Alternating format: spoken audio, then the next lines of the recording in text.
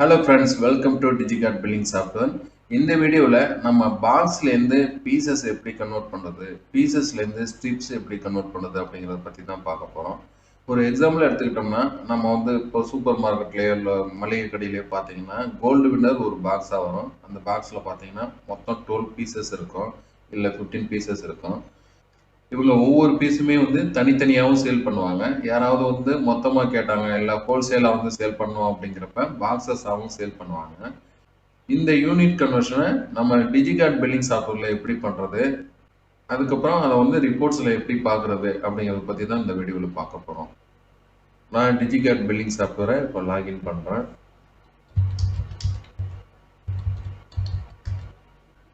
இப்போ நம்ம box creation அப்புறம் பீசஸ் கிரியேஷனுக்கு மாஸ்டரில் போயிட்டு ஃபஸ்ட்டு ஸ்டாக் என்ட்ரி போகலாம். மாஸ்டர்ஸில் ஸ்டாக் என்ட்ரியில் சிங்கிள் என்ட்ரி போயிடலாம். ஒரு எக்ஸாம்பிளுக்கு நம்ம வந்து கோல்டு வின்னர் ஆயில் எடுத்துப்போம். கோல்டு வின்னர் ஒரு 1 லிட்டர் வந்து இப்போ ஒரு பாக்ஸில் இருக்கும். அந்த பாக்ஸில் பார்த்தீங்கன்னா மொத்தமாக ஒரு 12 லிட்டர் இருக்கும். ஒவ்வொன்றும் வந்து ஒவ்வொரு தனித்தனி பேக்கிங்காக இருக்கும். ஸோ இதை வந்து நம்ம எப்படி பிரிக்கிறோம் அப்படிங்கிறத வந்து இதில் பார்ப்போம். நான் ஃபர்ஸ்ட் என்ன பண்ணேன்னா கோல்டு வின்னர்னு சொல்லிட்டு ஒரு ஐட்டம் கிரியேட் பண்ணுறேன். அதுக்கப்புறம் யூனிட்டில் வந்து பாக்ஸ்ன்னு போடுறோம். இந்த பாக்ஸில் மொத்தமாக வந்து ஒரு 12 பீசஸ் இருக்குது. ஸோ வந்து இங்கே யூனிட்டில் 12 மென்ஷன் பண்ணிடுறேன்.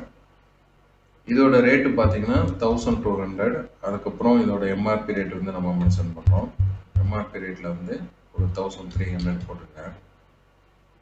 நெக்ஸ்ட் இது வந்து பீசஸாக நம்ம செல் பண்ண போகிறோம். பீசஸாக செல் பண்ணப்போ பிசிஎஸ்ன்னு கொடுக்குறேன். இல்லை நீங்கள் உங்களோட சாய்ஸ் என்ன வேணுமோ நீங்கள் கொடுத்துக்கலாம். இதில் யூனிட்டில் வந்து 1ன்னு கொடுக்குறேன். ஒரு யூனிட் வந்து 115 ருபீஸ் வச்சுக்கோம். 125ங்கிறது சேல் ரேட்டில் கொடுத்துட்றேன். அதுக்கப்புறம் எம்ஆர்பியில் வந்து 130 கொடுத்துட்றேன்.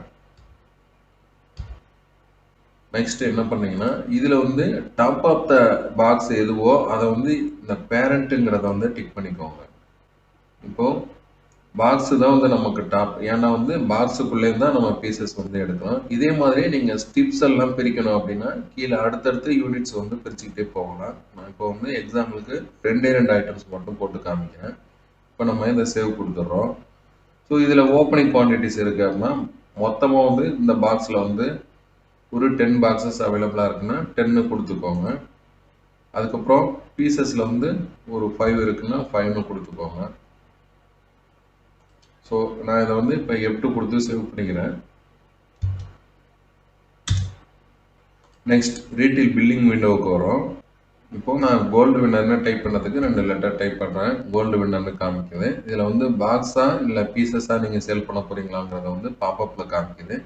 நான் என்ன பண்ணுறேன் அப்படின்னா நான் ஃபஸ்ட்டு வந்து பாக்ஸ் எடுத்துக்கிறேன். பாக்ஸில் வந்து மொத்தம் வந்து ஒரு 5 பாக்ஸஸ் வந்து சேல் பண்ணுறோம்.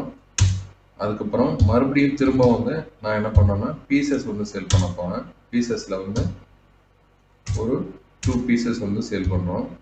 இந்த பில்லிங்கை வந்து நான் சேவ் பண்ணிக்கிறேன். இப்போ நீங்கள் சேல் பண்ண ஐட்டத்தை பார்க்கணும்னா ரிப்போர்ட்டில் போயிட்டு க்ளோசிங் ஸ்டாக்கில் பேரண்ட் சைல்டு ஸ்டாக் இதை கிளிக் பண்ணுங்கள்.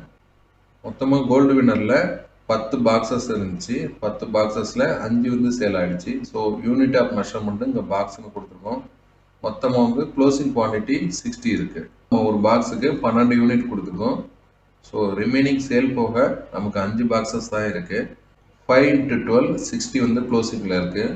இப்போ லூஸில் வந்து 5 ஐட்டம்ஸ் வந்து ஓப்பனிங்கில் நம்ம காமிச்சிருக்கோம். 5 ஐட்டம்ஸில் 2 ஐட்டம்ஸ் வந்து சேல் ஆகிடுச்சு. ஸோ க்ளோசிங் வந்து 3ன்னு காமிக்குது. டோட்டலாக வந்து 63 பீசஸ் வந்து நமக்கு வந்து க்ளோசிங்கில் இருக்குது. இந்த 63 பீஸையும் வந்து நம்ம பாக்ஸாக கன்வெர்ட் பண்ணும்போது மொத்தம் 5 பாக்ஸ் இருக்குது. அப்புறம் ஃபைனலாக க்ளோசிங் குவான்டிட்டி வந்து 3 இருக்குது. சரி, மறுபடியும் இதில் பர்ச்சேஸ் பண்ணால் என்ன ஆகும் அப்படிங்கிறதையும் நான் போட்டு காமிக்கிறேன்.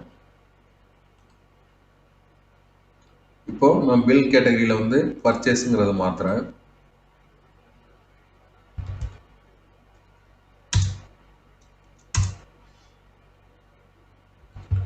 கோல்டு வின்னர் வந்து ஒரு 20 குவான்டிட்டி பர்ச்சேஸ் பண்ணதாக வச்சுக்கலாம்.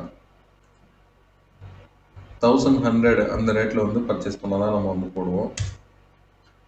இதுக்கான பில் நம்பர் கொடுத்துட்றேன். கொடுத்துட்டு F1 கொடுத்து இதை சேவ் பண்ணிடுறேன். இப்போ ரிப்போர்ட்டுக்கு வாங்க. ரிப்போர்ட்ஸில் வந்து க்ளோசிங் ஸ்டாக்கில் பேரண்ட் சைல்டு ஸ்டாக் இதை கிளிக் பண்ணுங்கள். இப்போ நம்ம 20 குவான்டிட்டி வந்து பர்ச்சேஸ் பண்ணியிருக்கோம். 20 குவான்டிட்டியில் 5 குவான்டிட்டி ஆல்ரெடி சேல் ஆகிடுச்சு. ஸோ 15 குவான்டிட்டிஸ் இருக்குது. ஆல்ரெடி ஓப்பனிங் குவான்டிட்டியில் ஒரு 10 குவான்டிட்டி இருக்கிறதுனால மொத்தமாக வந்து 25 குவான்டிட்டி வந்து பாக்ஸில் இருக்குது. பீசஸில் கால்குலேட் பண்ணோம்னா மொத்தம் வந்து 300 பீசஸ் இருக்குது. 25 பாக்ஸு பீசஸில் வந்து மொத்தம் 3 பீசஸ் இருக்குது.